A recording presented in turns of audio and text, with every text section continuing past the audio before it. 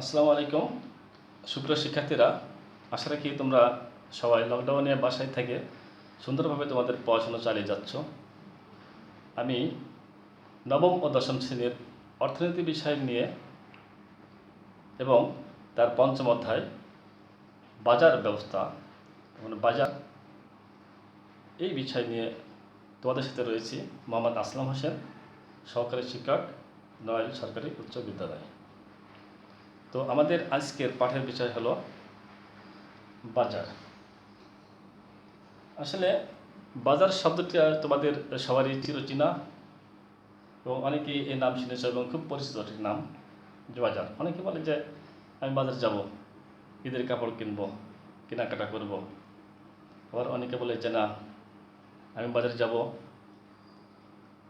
মায়ের সাথে কি পিতার সাথে একটু কাঁচা বাজার করতে, মাছ মাংস কিনতে ইত্যাদি। যাই হোক, অর্থনীতিতে বাজার ধারণাটি একটি পণ্যের চাহিদা, যোগান ও দাম নির্ধারণ ইত্যাদি বিষয়ের সাথে সম্পর্কিত। তাহলে অর্থনীতিতে বাজার কি হলো? বাজার ধারণাটি একটি দ্রব্যের চাহিদা বা পণ্যের চাহিদা, যোগান ও দাম নির্ধারণ ইত্যাদি বিষয়ের সাথে সম্পর্কিত। বাজার ধারণাকে সময়, মেয়াদ, পরিধি, দ্রব্যের প্রকৃতি এবং প্রতিযোগিতার ভিত্তিতে ব্যাখ্যা করা যায়।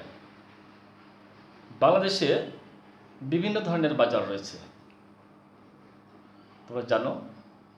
বিভিন্ন মৌলিক বৈশিষ্ট্যের কারণে বাজারে ক্রেতা ও বিক্রেতার মধ্যে চিন্তাভাবনার ও আচরণের পরিবর্তন দেখা যায়। অনেক সময় তোমরা জানো যে বাজার, কাঁচা বাজার, ফলের বাজার ইত্যাদি দিকে, কিন্তু আসলে বাজার কিন্তু এই ধরনের না। বাজারে কিছু কিছু ক্লাসিফিকেশান আছে, যে কথা বললাম একটু আগে, সময়ের প্রেক্ষিতে, মেয়াদ, পরিধি, দ্রব্যের প্রকৃতি, প্রতিযোগিতা ইত্যাদি ভিত্তিতে বাজার বিভিন্ন রকমের হয়ে থাকে। তো আমরা আজকে আলোচনা করব বাজারের শ্রেণীবিভাগ নিয়ে। তো বাজারের শ্রেণীবিভাগ,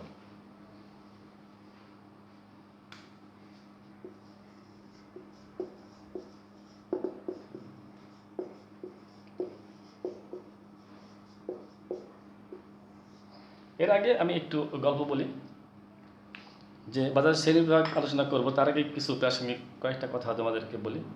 মনে করো আমি একজন চাকরিজীবী, মাসের প্রথম 1-2 তারিখে বেতন পেয়ে গেলেই তখন আমাদের পাশে যে বাজার আছে সেই বাজারে যেয়ে আমি বিভিন্ন জিনিস ক্রয় করলাম, চাল ডাল ইত্যাদি, তেল, নিত্য প্রয়োজনীয় জিনিস ক্রয় করে নিয়ে গেলাম। আবার আমার মেয়ে বা আমার ছেলে মনে করতে কী করলো, বাসায় বসে অনলাইনে একটা জিনিসের অর্ডার দিল। তো একটু পরে বা সেদিন বা তার পর দিনই জিনিসটা পৌঁছে দিল। আবার অনেক দোকানদার দেখা গেল বসে আছে, দোকানে বসে কী হবে, রড সিমেন্টের দোকানদার থাকে, এখানে বসে ফোন করছে যে চিটাগাঙ্গে ফোন করছে যে ঠিক আছে, আমার এত মেট্রিক টন বা এই কয়েক ট্রাক রড পাঠিয়ে দেন। কী হচ্ছে, ঠিক আছে, এখান থেকে টাকা টিটি করে দিচ্ছে। তো তুমি দেখো জিনিসটা, বুঝতে পারছো তোমরা যে আমি সরাসরি বাজারে গেলাম, যে কিনে আসছি, আমার মেয়ে বা ছেলে অনলাইনে অর্ডার দিচ্ছে, চলে আসছে। আবার এটাও অনলাইন, যে ব্যবসায়ী সে এখান থেকেই ফোন করছে, চলে আসছে জিনিসপত্র। তো যাই হোক, দেখো যে এগুলো কিন্তু সব কিছুই এই দুটোর মধ্যেই কিন্তু ক্রেতা বিক্রেতা অবশ্যই থাকতে হবে। ক্রেতা এবং বিক্রেতা এই দুটো জিনিসের উপস্থিতি অবশ্যই এর মধ্যে বিদ্যমান থাকে। অর্থনীতি বাজার বলতে শুধু কেনাবেচার নির্দিষ্ট স্থানকে বোঝায় না, বরং বাজার হলো একটি প্রক্রিয়া, যে প্রক্রিয়ায় বিভিন্নভাবে ক্রেতা বিক্রেতার মধ্যে দ্রব্য বা সেবা বেচা কেনা হয়। তাহলে বাজার হলে একটা ক্রয় বিক্রয় একটি প্রক্রিয়া, যার মধ্যে বিভিন্নভাবে ক্রেতা বিক্রেতার মধ্যে দ্রব্য কেনা বেচা হয়ে থাকে।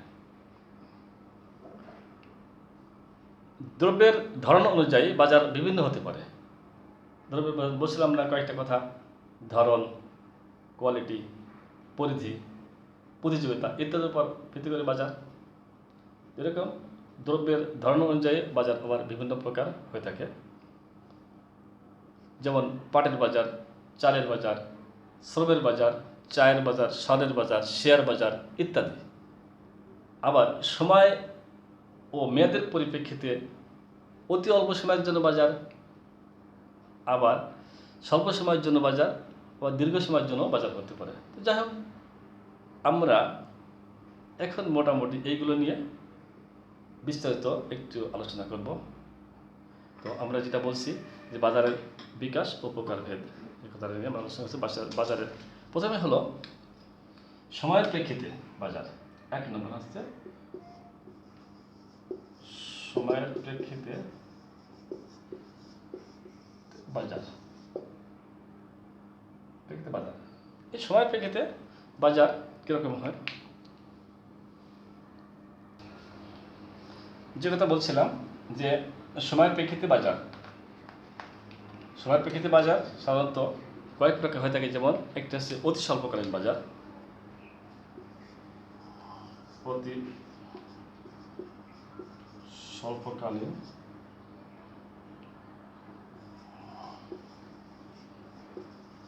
বাজার, দুই স্বল্পকালীন বাজার, বাজার, তিন আছে দীর্ঘকালীন।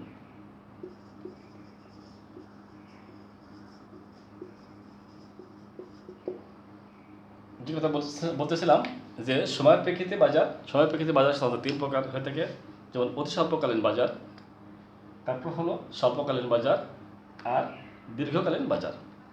তো অতি স্বল্পকালীন বাজার, স্বল্পকালীন বাজার আর দীর্ঘকালীন বাজার। অতি স্বল্পকালীন বাজার, যেখানে নির্দিষ্ট সময়ে বাজারে দ্রব্যের যোগান স্থির থাকে।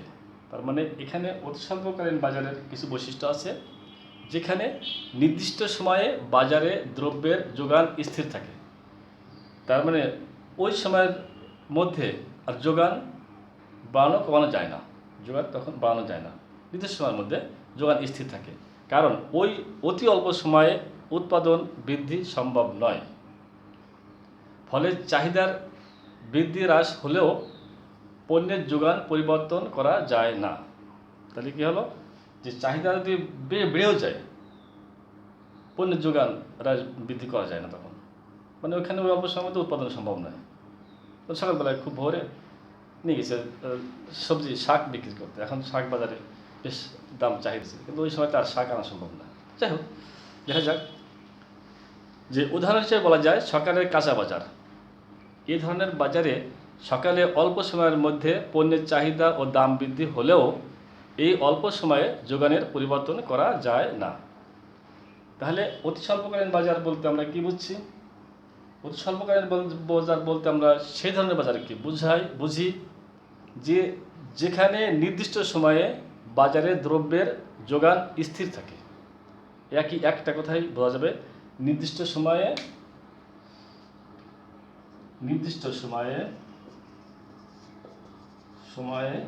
বাজারে দ্রব্যের যোগান স্থির থাকে। এর একটা বৈশিষ্ট্য, নির্দিষ্ট সময়ে বাজারে দ্রব্যের যোগান স্থির থাকে। তার মানে এখানে যদি কোনো দ্রব্যের দাম বৃদ্ধি হয়, বেড়েও যায়, কিন্তু ওই মুহূর্তে আর যোগান বৃদ্ধি করা যায় না। তাহলে আমরা এখানে এই অতি স্বল্পকালীন বাজারের কথা আমি কোন উদাহরণ হিসেবে কি বলতে পারি? বাজারের উদাহরণ বলতে পারি যে সকালের কাঁচা বাজার। এবার স্বল্পকালীন বাজার এই কথাটা বলতে বোঝা যাচ্ছে যে কিছু সময়ের জন্য। অতি স্বল্পকালীন আছে খুব অল্প সময়ের জন্য, আর স্বল্পকালীন বাজার আছে কিছু সময়ের জন্য, এ কথা আমরা বলতে পারি। যেমন চাহিদার পরিবর্তন হলে যোগান খানিকটা সাড়া দিতে সক্ষম। তার মানে চাহিদার পরিবর্তন হলে অতি স্বল্পকালীন বাজারে যোগান সাড়া দেওয়া সম্ভব হয় না, কিন্তু এখানে চাহিদার পরিবর্তন হলে যোগান এখানে একটু সাড়া দেওয়া সম্ভব হয়। তার মানে যোগান কিছু বৃদ্ধি করা যায়। এটা হচ্ছে স্বল্পকালীন বাজারের একটা বৈশিষ্ট্য। এই বাজারে ফার্ম নির্দিষ্ট আয়তনের মধ্যে থেকে পরিবর্তনশীল উপকরণগুলোর পরিবর্তনের মাধ্যমে যোগানে খানিকটা পরিবর্তন আনতে পারে। তাহলে কি হলো যে এই বাজারে ফার্ম মানে হচ্ছে উৎপাদক, নির্দিষ্ট আয়তনের মধ্যে থেকে, নির্দিষ্ট এরিয়া, তার কম্পাউন্ড বা এরিয়ার মধ্যে থেকে, তার যে এরিয়া থাকে এরিয়ার মধ্যে থেকে পরিবর্তনশীল গুলোর পরিবর্তনের মাধ্যমে যেখানে খানিকটা পরিবর্তন আনতে পারে। তাহলে কী হলো যে ফার্ম তার এরিয়ার মধ্যে থেকে, তার সাধ্যের বা সীমার মধ্যে থেকে যে পরিবর্তনশীল উপকরণগুলোর পরিবর্তনের মাধ্যমে, সেই জিনিসটি আছে দেখ অনেক সময় তোমরা শোনো না, তো এই সাবান কী হয়েছে এখন আর পাওয়া যাচ্ছে না, লাইফ বয় সাবান পাওয়া যাচ্ছে না, ঠিক আছে, কিছুদিনের পরে আবার পাওয়া যাচ্ছে বাজারে। কি এখন কি হচ্ছে যে ওই যে আমাদের স্যাভলন পাওয়া যাচ্ছে না, কিছুদিন পরে দেখা আবার পাওয়া যাবে। যাই হোক, এটা হলো যে এই বাজারে ফার্ম নির্দিষ্ট আয়তনের মধ্যে থেকে পরিবর্তনশীল উপকরণগুলোর পরিবর্তনের মাধ্যমে যোগান খানিকটা পরিবর্তন আনতে পারে। আবার বাজারের দ্রব্যের চাহিদা কমে গেলে ফার্ম উৎপাদন কমাতেও পারে, বা বাজারের অবস্থা খুব খারাপ হলে উৎপাদন সাময়িকভাবে বন্ধ করেও দিতে পারে।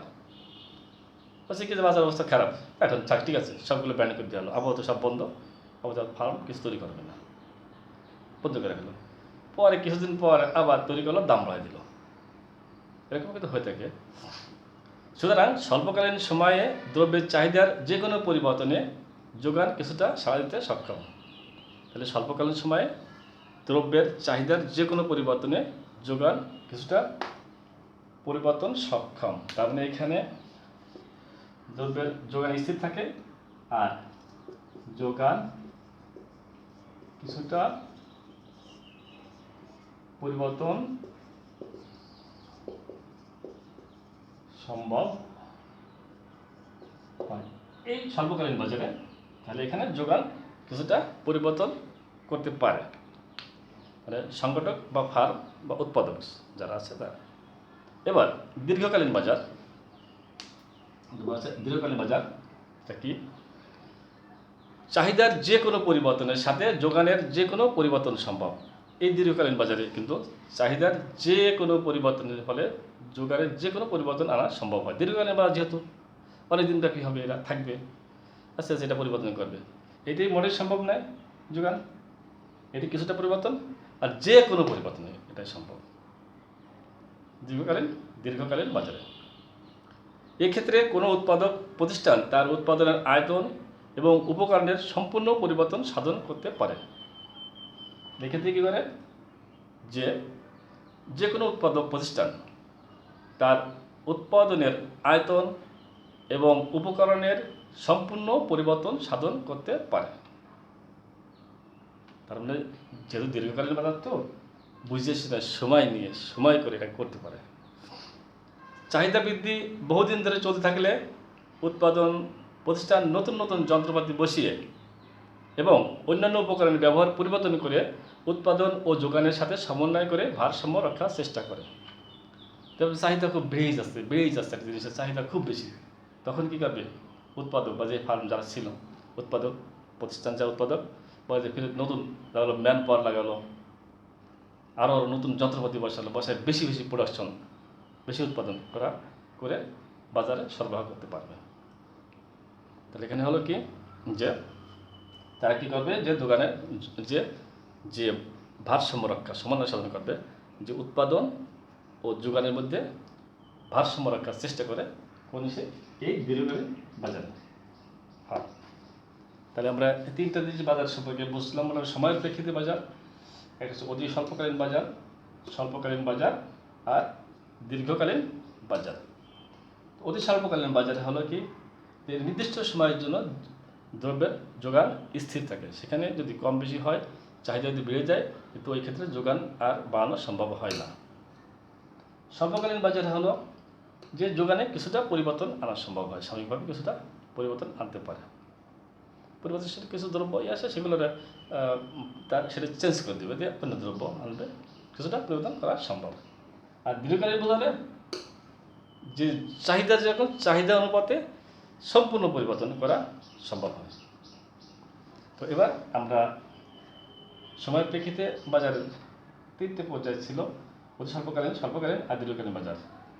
পরবর্তী অঞ্চলভেদী বাজার।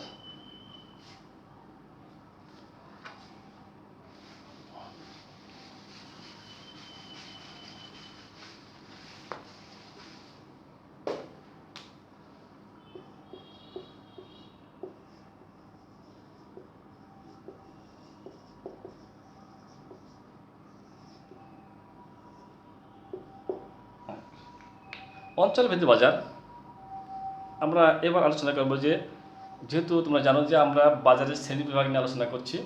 এবার হলো, প্রথমে বলছিলাম যে সময়ের প্রেক্ষিতে বাজার, এবার অঞ্চলভেদে বাজার। অঞ্চলভেদে বাজারকে সাধারণত 3 ভাগে ভাগ করা যায়। 3 ভাগে বাজার আছে, 3 প্রকার,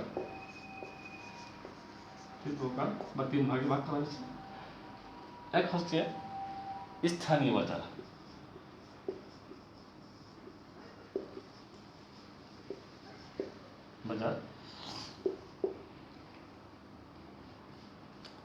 অঞ্চলভেদে বাজারকে 3 ভাগে: স্থানীয় বাজার, জাতীয় বাজার, আন্তর্জাতিক বাজার। জাতীয় বাজার,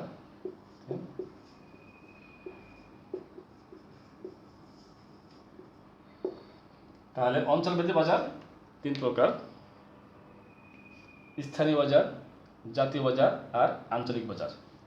আমরা দেখি, এবার আলোচনা করি যে স্থানীয় বাজার কি, জাতীয় বাজার কি বা কোনগুলো, আর আন্তর্জাতিক বাজার কি বা কোনগুলো, এর বৈশিষ্ট্য বা কি। তো যে দ্রব্যের ক্রেতা ও বিক্রেতা একটি নির্দিষ্ট অঞ্চলে সীমাবদ্ধ থাকে, সে দ্রব্যের বাজারকে স্থানীয় বাজার বলে। যে দ্রব্যের ক্রেতা ও বিক্রেতা একটি নির্দিষ্ট অঞ্চলের মধ্যে সীমাবদ্ধ থাকে, তাকে বলা হচ্ছে স্থানীয় বাজার। যেমন মাংসের বাজার, তাহলে নির্দিষ্ট অঞ্চলের মধ্যে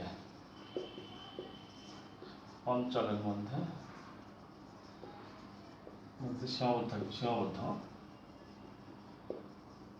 থাকে কারা, যে এসে ক্রেতা বিক্রেতা ও বিক্রেতা। তাহলে ক্রেতা ও বিক্রেতা একটি নির্দিষ্ট অঞ্চলের মধ্যে সীমাবদ্ধ থাকে। যে বাজারে ক্রেতা ও বিক্রেতা একটি নির্দিষ্ট অঞ্চলের মধ্যে সীমাবদ্ধ থাকে, তাকে বলা হয়েছে স্থানীয় বাজার। যেমন আমরা যদি মনে করি এখানে মাংসের বাজার,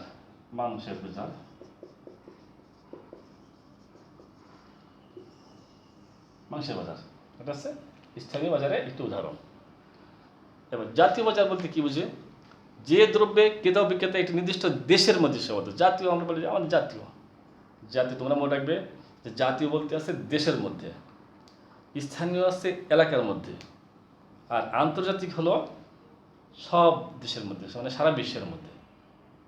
তাহলে ব্যাপারটা নিশ্চয়ই বুঝতে পারছো তোমরা যে তাহলে স্থানীয় বাজার বলতে নির্দিষ্ট অঞ্চলের মধ্যে সীমাবদ্ধ থাকবে, জাতীয় আছে দেশের মধ্যে, দেশের গণ্ডির মধ্যে সীমাবদ্ধ থাকবে বাজার, আর আন্তর্জাতিক বাজার হলো এই বাহিরের দেশ, সব দেশ মিলে এই সব দেশের মধ্যে এই বাজারটা থাকবে।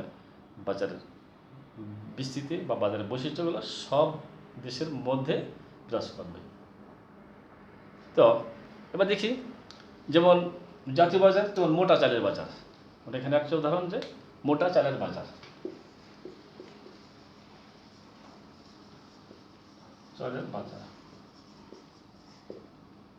তাহলে জাতীয় বাজার বলতে বোঝায় যে বাজার দেশের সীমানার মধ্যে বিরাজমান থাকে, তাকে হলে জাতীয় বাজার বলে। যেমন আমার মোটা চালের বাজার জাতীয় বাজার। আবার আন্তর্জাতিক বাজার, যে দ্রব্যের ক্রেতা ও বিক্রেতা দেশের ভূখণ্ডের বাইরেও বিস্তৃত থাকে। তাহলে যে দ্রব্যের ক্রেতা ও বিক্রেতা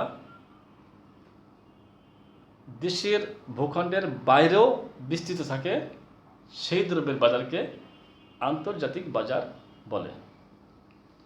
তাহলে আন্তর্জাতিক বাজার আছে কি, যে দ্রব্যের ক্রেতা বিক্রেতা দেশের গণ্ডি পার করে বাইরের দেশেও থাকে তাকে আন্তর্জাতিক বাজার বলে। যেমন তৈরি পোশাক, পোশাকের বাজার, তৈরি পোশাক।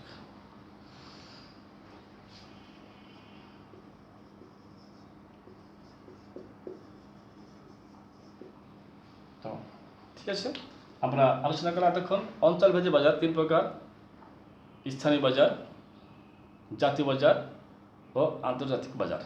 স্থানীয় বাজার হচ্ছে যে বাজারে ক্রেতা বিক্রেতা একটি নির্দিষ্ট অঞ্চলের মধ্যে সীমাবদ্ধ থাকে তাকে স্থানীয় বাজার বলে, যেমন মাংসের বাজার। জাতীয় বাজার হচ্ছে যে দ্রব্যে ক্রেতা ও বিক্রেতা একটি দেশের মধ্যে সীমাবদ্ধ থাকে, মানে দেশের যত জেলা আছে সব জেলার মধ্যে সীমাবদ্ধ থাকবে, তাহলে এটা হচ্ছে জাতীয় বাজার, যেমন মোটা চালের বাজার। আর আন্তর্জাতিক বাজার হলো যে দ্রব্যের ক্রেতা ও বিক্রেতা শুধু দেশের মধ্যে নয় বাইরের দেশেও বিস্তৃত থাকে বা বাইরের দেশেও থাকে, তাকে বলা হয় আন্তর্জাতিক বাজার। যেমন তৈরি পোশাকের বাজার, এটা হচ্ছে আন্তর্জাতিক বাজারের উদাহরণ। এবার আমরা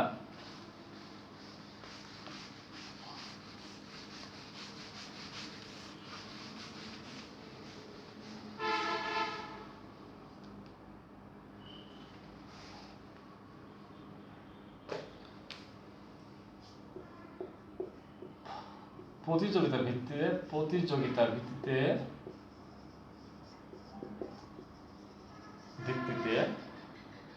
বাজার।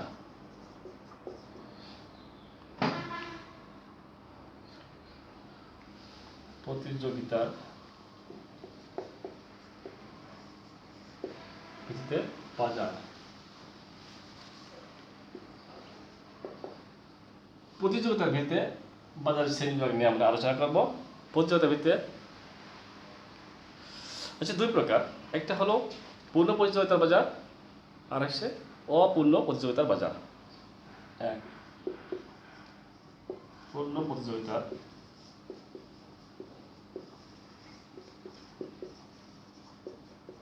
বাজার আর 2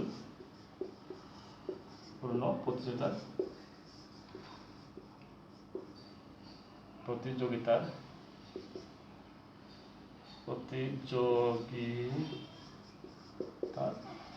বাজার। প্রতিযোগিতার ভিত্তিতে বাজার আবার হচ্ছে কি কয় প্রকার? 2 প্রকার। একটা হচ্ছে পূর্ণ প্রতিযোগিতার বাজার আর একটা হলো অপূর্ণ প্রতিযোগিতার বাজার। পূর্ণ প্রতিযোগিতার বাজার নিয়ে আমরা একটু আলোচনা করি। পূর্ণ প্রতিযোগিতার বাজার এমন এক বাজার ব্যবস্থা যেখানে অসংখ্য ক্রেতা ও বিক্রেতা সমজাতীয় দ্রব্য কেনাবেচা করে। বাজারের চাহিদা ও যোগান দ্বারা পণ্যের দাম একবার নির্ধারিত হলে কোনো ক্রেতা বা বিক্রেতার পক্ষে এককভাবে বা ব্যক্তিগতভাবে তা পরিবর্তন করা সম্ভব হয় না। তাহলে পূর্ণ প্রতিযোগিতার যে বাজার, এই বাজারের একটা বৈশিষ্ট্য বা এর ক্রাইটেরিয়া হলো যে অসংখ্য ক্রেতা ও বিক্রেতা সমজাতীয় দ্রব্য কেনাবেচা করে। অসংখ্য ক্রেতা বিক্রেতা সমজাতীয় দ্রব্য কেনাবেচা করবে। তারপরে কি হলো, বাজারের চাহিদা যোগান দ্বারা পণ্যের দাম নির্ধারিত হলে কোনো ক্রেতা বা বিক্রেতার পক্ষে এই দামের হেরফের বা এই দামের কম বেশি করা সম্ভব নয়। একজন ক্রেতার চাহিদা বা একজন বিক্রেতার যোগান বাজারে একটি নগণ্য অংশ মাত্র। এই বাজারে একজন ক্রেতার চাহিদা বা একজন বিক্রেতার যোগান বাজারে একটি নগণ্য অংশ মাত্র। সুতরাং একজন বা অল্প কয়েকজন ক্রেতা বিক্রেতা সমজাতীয় দ্রব্যের বাজার দামকে প্রভাবিত করতে পারে না। মানে সুতরাং একজন বা স্বল্প কয়েকজন ক্রেতা বিক্রেতা এসে কিছু বাজারে যে উল্টাপাল্টা বাজারের দাম পরিবর্তন করতে এগুলো সম্ভব হয় না, করতে পারে না। সুতরাং পূর্ণ প্রতিযোগিতার বাজারে একবার দাম নির্ধারিত হলে ক্রেতা ও বিক্রেতাকে ব্যক্তিগতভাবে তা মেনে নিতে হবে। তাহলে পূর্ণ প্রতিযোগিতার বাজারে যদি একবার দাম নির্ধারণ হয়ে যায় তাহলে ক্রেতা বা বিক্রেতাকে তা অবশ্যই সেটা মেনে নিতে হবে। তাহলে আমরা পূর্ণ প্রতিযোগিতার বাজারে আমরা কি বলেছিলাম যে যে ক্রেতা বিক্রেতারা এই সমজাতীয় দ্রব্যের দ্রব্য এই ক্রয় বিক্রয় করবে। বাজারের চাহিদা ও দাম দ্বারা চাহিদা যোগান দ্বারা যে চাহিদা আর যোগান আসছে এখানে একটা দামের নির্ধারণ হয়ে যাবে। নির্ধারণ হয়ে যাওয়ার পর এটি কিন্তু পরবর্তীতে আর পরিবর্তন করা সম্ভব হয় না। এখানে আমরা কিনতে গেলাম, যে বললাম যে এই দাম কি এই দাম বিক্রি হয় নাকি, যেগুলো যেন এসছে কম দাম হয়, কিন্তু সেখানে কাজ হবে না। ও কিনলে গেল, না কিনলে না গেল। তাহলে আছে কি এখানে যে ওইখানে যে যে আমরা যারা ক্রেতা বিক্রেতা এখানে যাব, এখানে যে সেখানে নগণ্য মাত্র, এখানে যে আমাদের যে চাহিদা বা আমাকে মত ওখানে দিব কারণ না। যাক, পুনঃপর্যায়ের বাজারে কিছু বৈশিষ্ট্য আছে আমরা যে আলোচনা করলাম তখন, এই আলোচনার মধ্যে কিছু বৈশিষ্ট্য এসে গেছে। বৈশিষ্ট্যগুলো আমরা একটু আলোচনা করি। যে এক, প্রথমত বৈশিষ্ট্য।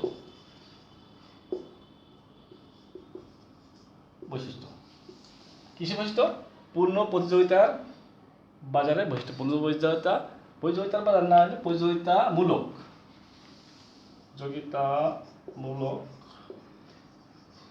বাজার, যেটা পূর্ণ প্রতিযোগিতামূলক বাজার এর বৈশিষ্ট্য। এক নম্বরে কি, যে অসংখ্য ক্রেতা বিক্রেতা। আমরা একটু আগেই বলেছিলাম অসংখ্য ক্রেতা ও বিক্রেতা। এখানে এই বাজারে অসংখ্য ক্রেতা ও বিক্রেতারা উপস্থিত থাকবে। পুনঃপর্যায়মূলক বাজারে কোনো দ্রব্যের অসংখ্য ক্রেতা ও বিক্রেতা থাকে। এবার দ্রব্যের একক সমজাতীয়, দ্রব্যের একক সমজাতীয়। 3, তো আগেই বলেছিলাম যে সমজাতীয় দ্রব্য নিয়ে অসংখ্য ক্রেতা বিক্রেতা থাকবে। প্রথমে যে বৈশিষ্ট্য কথা বলেছিলাম, আমরা বর্ণনা বলেছিলাম যে সমজাতীয় দ্রব্য এবং অসংখ্য ক্রেতা বিক্রেতা থাকবে। তাহলে দেখছি এখানে অসংখ্য ক্রেতা বিক্রেতা, দ্রব্যের একক সমজাতীয়। কী হচ্ছে বলছে, পূর্ণ প্রতিযোগিতামূলক বাজারে বিবেচিত পণ্য সমজাতীয় বা একই গুণ সম্পন্ন হয়। পরিমাণগত ও গুণগত দিক থেকে পণ্যের একটি একক অন্য একক থেকে পৃথক করা যায় না। গুণগত দিক থেকে একটি একককে অন্য একক থেকে পৃথক করা যায় না। যেসব দ্রব্যের এককগুলো গঠন ও গুণগত দিক দিয়ে একই রকম অথচ পৃথকীকরণ করা যায় তাদেরকে সমজাতীয় দ্রব্য বলে। যেমন মোটা চাল, মসুরের ডাল। তাহলে কি হলো, যেসব দ্রব্যের এককগুলো গঠন ও গুণগত দিক থেকে একই রকম অথচ পৃথকীকরণ করা যায় তাদেরকে সমজাতীয় দ্রব্য বলে। তাহলে সমজাতীয় দ্রব্য বলতে গুণগত মানে একই কিন্তু পৃথক করা যায়। যেমন দেখেন আমরা যে মোট চাল একই রকম কিন্তু একটা চাল একরকম, আরেকটা চাল আরেক রকম পাওয়া যায়। ডাল, মসুরের ডাল, আচ্ছা কোনটা দেখছি ভালো, আবার একটু মনে হচ্ছে যেন মোটা, এরকম মানে গুণগত দিক একই কিন্তু আলাদা করা যায়। বা ক্রেতা বিক্রেতার বাজার সম্বন্ধে পূর্ণ জ্ঞান। 3, ক্রেতা ও বিক্রেতার বাজার সম্পর্কে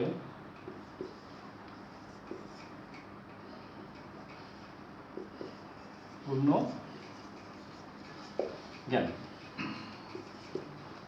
তাহলে এখানে কি, ক্রেতা ও বিক্রেতার বাজার সম্পর্কে পূর্ণ জ্ঞান থাকবে না।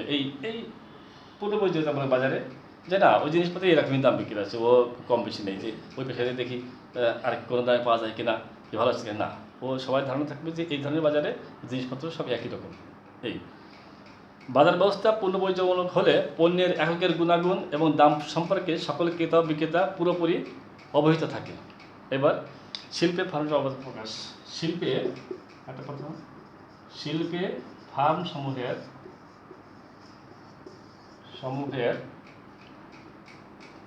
অবাধ প্রবেশ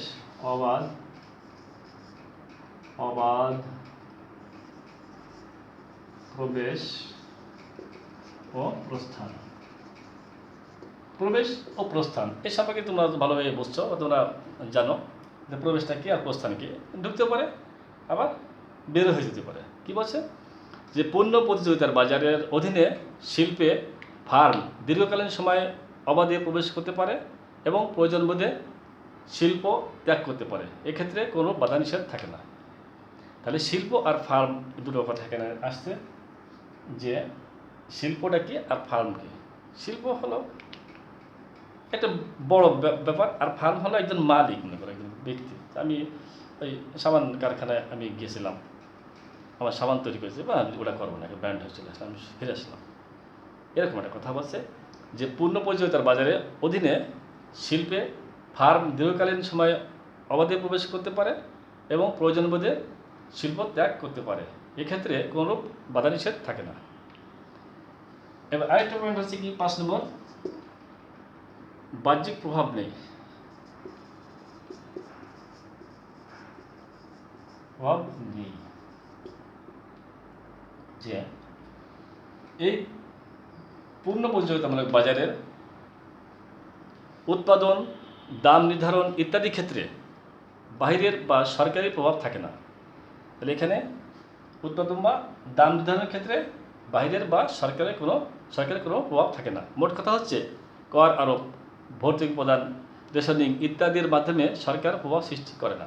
এখানে যে এই পূর্ণ প্রতিযোগিতামূলক বাজারে যে বাহ্যিক প্রভাব বলতে সরকারের কর আরোপ, রেশনিং প্রথা, তারপর ভর্তুকি প্রদান ইত্যাদির মাধ্যমে সরকার কোনো প্রভাব সৃষ্টি করে না।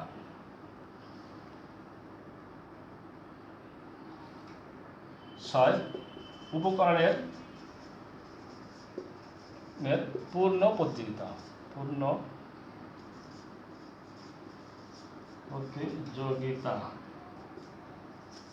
উপকরণের পূর্ণ প্রতিযোগিতা।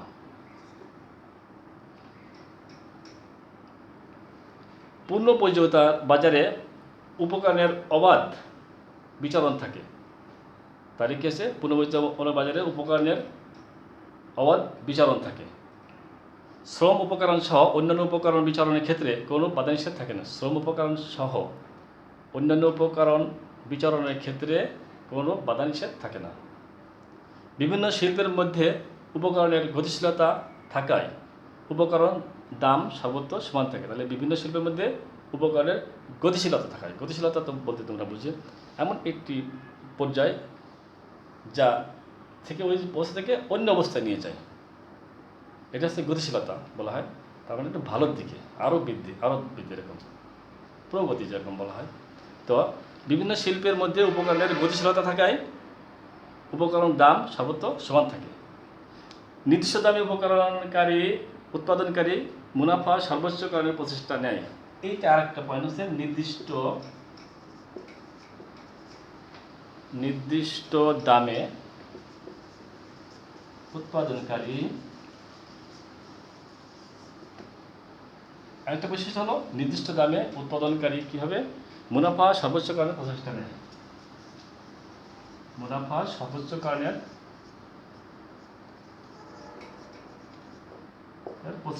প্রচেষ্টা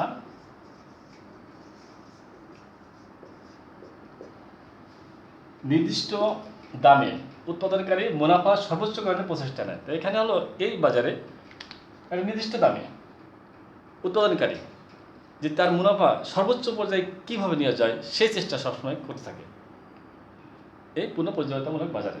কী হচ্ছে এখানে, পূর্ণ প্রতিযোগিতামূলক ফার্মের মূল লক্ষ্য হচ্ছে সর্বনিম্ন ব্যয়ে সর্বোচ্চ মুনাফা। তার মানে খুব কম খরচে, খুব অল্প খরচ করে কীভাবে বেশি লাভ করবে। আসলে এইটাই কিন্তু প্রত্যেক যারা প্রফিটেবল, প্রত্যেক ব্যবসায়ের কিন্তু মূল নীতি, লক্ষ্যই কিন্তু এরকম যে খরচ করব কম, লাভ করব বেশি।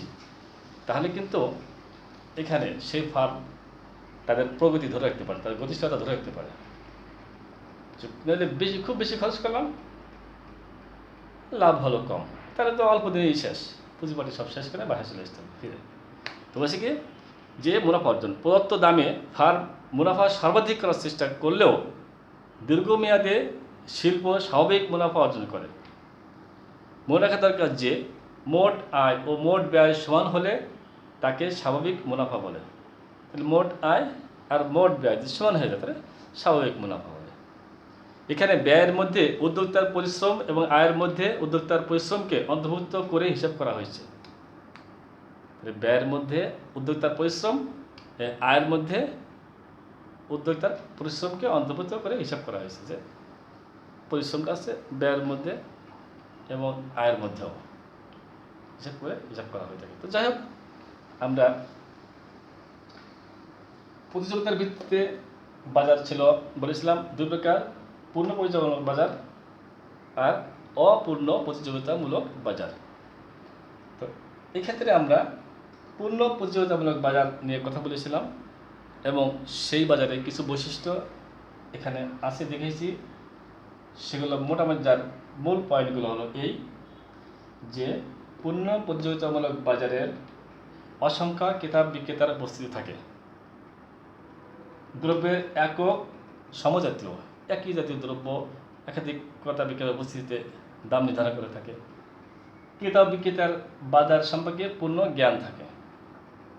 শিল্পে ফার্মসমূহের অবাধ প্রবেশ ও প্রস্থান এই পূর্ণ প্রতিযোগিতামূলক বাজারে থাকে। বাহ্যিক প্রভাব নাই, বাহ্যিক কোনো প্রভাব নাই, যেন সরকারের কর, ভর্তুকি, রেশনিং প্রথা ইত্যাদি কোনো চাপটা এখানে নাই। উপকরণের পূর্ণ প্রতিযোগিতা, আর হলো কি নির্দিষ্ট দামে উৎপাদনকারী মুনাফা সর্বোচ্চকরণের প্রচেষ্টা নেয় এই পূর্ণ প্রতিযোগিতামূলক বাজারের মধ্যে। তো যাই হোক, আমরা এবার একটু অপূর্ণ প্রতিযোগিতামূলক বাজার কাকে বলে শুধু এটুকু বলে আমরা আজকের সেশন আমরা শেষ করব, পরবর্তী কথা হবে। তো যাই হোক, এবার আমরা অপূর্ণ প্রতিযোগিতামূলক বাজার নিয়ে কথা বলি।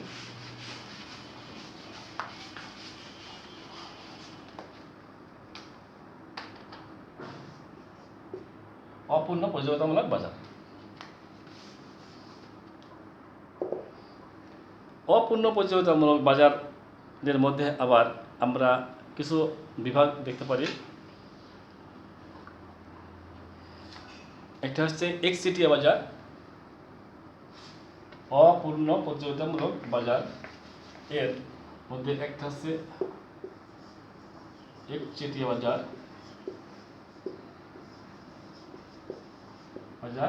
দুই হলো অলিগোপলি। একচেটিয়া প্রতিযোগিতামূলক বাজার,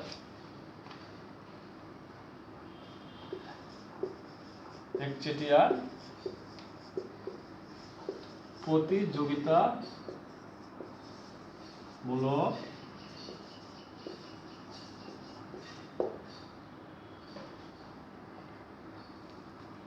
তার মানে যে মোনোপলিস্টিক, অলিগোপলি না, মোনোপলিস্টিক বাজার।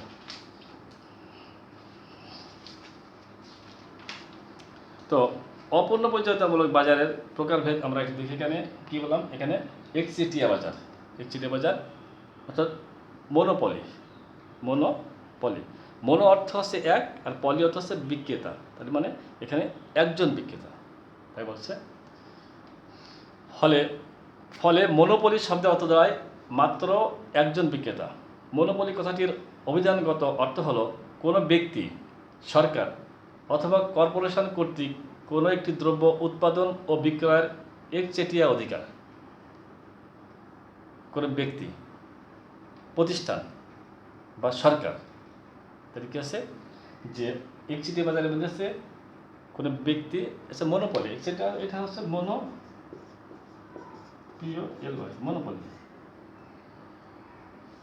মনে অর্থ এক, পলি অর্থ হচ্ছে বিক্রেতা, মানে একজন মধ্যে বিক্রেতা, মানে কোনো একজন ব্যক্তি অথবা একটি প্রতিষ্ঠান বা সরকার বা কর্পোরেশন কর্তৃক কোনো একটি দ্রব্য উৎপাদন ও বিক্রয়ের একচেটিয়া অধিকার। এখানে অন্য কেউ সেই জিনিসটা উৎপাদন বা বিক্রি করতে পারবে না। জিনিসটা ক্লিয়ার হয়েছে নিশ্চয়ই তোমাদের, যে মনোপলি যে বাজার বা একচেটিয়া বাজার হচ্ছে কোনো একজন ব্যক্তি, একটি প্রতিষ্ঠান বা সরকার বা কোনো কর্পোরেশন সেই মাত্র সে দ্রব্যটা উৎপাদন করবে এবং বেচার অধিকার তারই একমাত্র আছে, একচেটিয়া অধিকার যেটা অধিকার। অতএব যখন কোনো একটি মাত্র ফার্ম কোনো একটি দ্রব্য উৎপাদন করে অসংখ্য ক্রেতাকে যোগান দেয়, তখন সেই ফার্মকে একচেটিয়া কারবারি এবং যে বাজারে ওই দ্রব্য কেনা বেচা হয় সেই বাজারকে একচেটিয়া বাজার বলা হয়।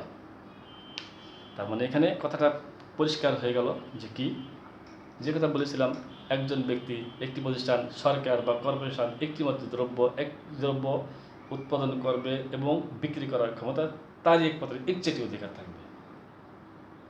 তাহলে যে ব্যক্তি, এটা কথা হচ্ছে তার হচ্ছে একচেটিয়া কারবারি, এবং যে বাজারে ওই দ্রব্যটি কেনা বেচা হয় তাকে বলা হচ্ছে একচেটিয়া বাজার। একচেটিয়া বাজারটা যে বাজারে, আর যে ব্যক্তি করছে সেটা হচ্ছে একচেটিয়া কারবারি। যে দ্রব্য বিক্রয় যে ফার্ম একচেটিয়া অধিকার লাভ করে সেই ফার্ম বাজারে সেই দ্রব্যের যোগান নিয়ন্ত্রণ করে। তাহলে যে ফার্ম উৎপাদন করবে সেই ফার্মে সেই বাজারে সেই দ্রব্যের নিয়ন্ত্রণ করার ক্ষমতা তারই একচেটিয়া অধিকার থাকবে। এই ফার্মটি ছাড়া অন্য কোনো ফার্ম একটি নির্দিষ্ট সময় পর্যন্ত ওই দ্রব্যটি উৎপাদন করতে পারবে না বলে একচেটিয়া বাজারে ফার্ম ও শিল্পের মধ্যে কোনো পার্থক্য থাকে না। তাহলে এখানে ওই ফার্ম একচেটিয়া বাজারে কি একটা কথা হচ্ছে, ফার্ম আর শিল্পের মধ্যে কোনো পার্থক্য থাকে না। একটি নির্দিষ্ট সময় পর্যন্ত যে ব্যক্তি উৎপাদন করে, যে মাল উৎপাদন করে সেই তার ক্ষমতা রাখবে। এবার পুরোপুরি একচেটিয়া বাজার বাস্তবে খুঁজে পাওয়া কঠিন, তবে প্রায় একচেটিয়া বাজারে বেশ কিছু উদাহরণ দেওয়া যায়। যেমন বাংলাদেশ অক্সিজেন, জয়দেবপুরে অবস্থিত সমস্ত কারখানা ইত্যাদি। বাংলাদেশের যে অক্সিজেনের বাজার, অক্সিজেনটা বাংলাদেশ নিয়ন্ত্রণ করে। জয়দেবপুরে যে সমরস্ত্র কারখানা, এটা কিন্তু ওই একচেটিয়া বাজার নিয়ন্ত্রণ করে, সরকার নিয়ন্ত্রণ করছে। তো যাই হোক, তোমরা এতক্ষণে আলোচনায় মোটামুটি একচেটিয়া বাজার বলতে মনোপলি, একজন মনোত্যাগ, পলি মানে বিক্রেতা, একজন বিক্রেতা। তারপরে এখানে একটু বাড়িয়ে বলা হচ্ছে যে একজন উৎপাদনও করবে, একজন বিক্রয় করবে সে, এবং একটি নির্দিষ্ট সময় পর্যন্ত ওই বাজারে যাবতীয় তার নিয়ন্ত্রণের সমস্ত ক্ষমতা তার থাকবে, একচেটিয়া অধিকার নির্দিষ্ট সময় পর্যন্ত। এখানে একটা বৈশিষ্ট্য আছে যে একচেটিয়া বাজারে যে বিক্রেতা ও ফার্ম, মানে ফার্ম ও শিল্পের মধ্যে কোনো পার্থক্য থাকে না। যাই হোক, তাহলে একচেটিয়া বাজারে একটা উদাহরণ আমরা দিলাম যে বাংলাদেশের যে অক্সিজেন যেটা বাজারটা একচেটিয়া। তাহলে এবার আমরা একচেটিয়া বাজারের বৈশিষ্ট্যসমূহ নিশ্চয়ই আমরা বলতে পারবো খুব সংক্ষেপে। একচেটিয়া বাজারের বৈশিষ্ট্য যে কী হচ্ছে, যে বিক্রেতা উৎপাদক বা যোগান নিয়ন্ত্রণ করে। বিক্রেতা উৎপাদন বা যোগান নিয়ন্ত্রণ করে। যিনি বিক্রেতা উনি উৎপাদন বা যোগান সবই সে তৈরি করবে এবং সে বিক্রি করবে। তাহলে বিক্রেতা কি আছে, উৎপাদন বা যোগান নিয়ন্ত্রণ করে। 2, নিকট পরিবর্তক দ্রব্য নাই, তার কাছে হঠাৎ করে পরিবর্তন করবে, যে এবার যে দ্রব্যটি উৎপাদন বা বিক্রি করে সে দ্রব্যের তেমন কোনো পরিবর্তক দ্রব্য নেই। যদি সম্ভবত আরেকটা দ্রব্য একজন তৈরি করে দিল, না, এটা নাই। যে সর্বাধিক মুনাফা লাভের চেষ্টা, যিনি একচেটিয়া যাবে, বলে যে ও বিশাল একচেটিয়া ব্যবসা করছে অমুক, তাহলে সেও তো চেষ্টা করবে যে সর্বাধিক মুনাফা করার জন্য। এবার কি, একচেটিয়া কারবারি, ফার্ম ও শিল্প একই, ওই যে কথা বলেছিলাম যে ফার্ম ও শিল্পের মধ্যে কোনো পার্থক্য নাই। তারপর কি, এককভাবে দাম অথবা যোগান নিয়ন্ত্রক, এই যে বলেছিলাম যে সে যোগানও সে যতটুকু করবে, দামও সে নিয়ন্ত্রণ করতে পারবে। এবার নতুন ফার্মের প্রবেশ বন্ধ, সেখানে কোনো নতুন ফার্মে প্রবেশ করতে পারবে না নির্দিষ্ট সময় পর্যন্ত। তাহলে এখানে 6টা কথা বলা আছে, 6টা পয়েন্ট। একটা হচ্ছে কি, বিক্রেতা উৎপাদন ও যোগান নিয়ন্ত্রণ করে, নিকট পরিবর্তক দ্রব্য নাই, সর্বাধিক মুনাফা লাভের চেষ্টা, একচেটিয়া কারবারি, ফার্ম ও শিল্প একই, এককভাবে দাম অথবা যোগান নিয়ন্ত্রক, নতুন ফার্মের প্রবেশ বন্ধ। তো ঠিক আছে, আমরা এর পরবর্তী ক্লাসে আমরা আলোচনা করব যে একচেটিয়া প্রতিযোগিতামূলক বাজার কি, এটি নিয়ে পরবর্তী ক্লাস কথা হবে ইনশাআল্লাহ। তো আমরা এতক্ষণ আলোচনায় বাজার নিয়ে যে কথাগুলো বললাম যে বাজারকে সময়ের প্রেক্ষিতে বাজার কীরকম, তারপর সে কী বলছিলাম পরবর্তীতে যে প্রতিযোগিতা ভিত্তিক অঞ্চল ভেদে বাজার কেমন, এবং সে প্রতিযোগিতার ভিত্তিতে বাজার কীরকম। বাজার বলেছিলাম যে পূর্ণ প্রতিযোগিতা আর অপূর্ণ প্রতিযোগিতামূলক বাজার। এই অপূর্ণ প্রতিযোগিতামূলক বাজারের মধ্যে একচেটিয়ামূলক বাজার আছে, আবার সেই একচেটিয়া প্রতিযোগিতামূলক বাজার এখানে আছে। এবার একচেটিয়া প্রতিযোগিতামূলক বাজার আমরা তো ঠিক আছে, আমরা নেক্সট ক্লাসে এগুলো আলোচনা করব। তো আজকে আমাদের আজ এ পর্যন্ত রইল। তো তোমরা সুস্থ থাকবে, ভালো থেকো। বাসায় বসে নোট বই পরিহার করে মূল বই একটু বেশি বেশি করে পড়বে। আর যখন আমাদের ক্লাস অনুসরণ করবে, যে কোনো যাতে সংসদ টেলিভিশনে ক্লাস হোক, যে ক্লাস হোক, তোমরা অবশ্যই সেই বইটা সামনে রাখবে এবং পাশে খাতা কলম নিয়ে বসবে। বসে যে সে কথাগুলো হবে উল্লেখ করে নোট করে নেবে আর ওই বইয়ের সাথে মিলে নেবে। তো এ পর্যন্ত রইল। তোমরা সুস্থ থাকো, ঘরে থাকো। প্রধানমন্ত্রী শেখ হাসিনার যে যে সুপারিশ বা তার যে কথা যে তোমরা ঘরে থেকো, তো সেটা অনুসরণ করবে। আর সবার জন্য দোয়া রাখবে। এই প্রত্যাশায় আমি এখানে রাখছি। আসসালামু আলাইকুম রহমতুল্লাহ।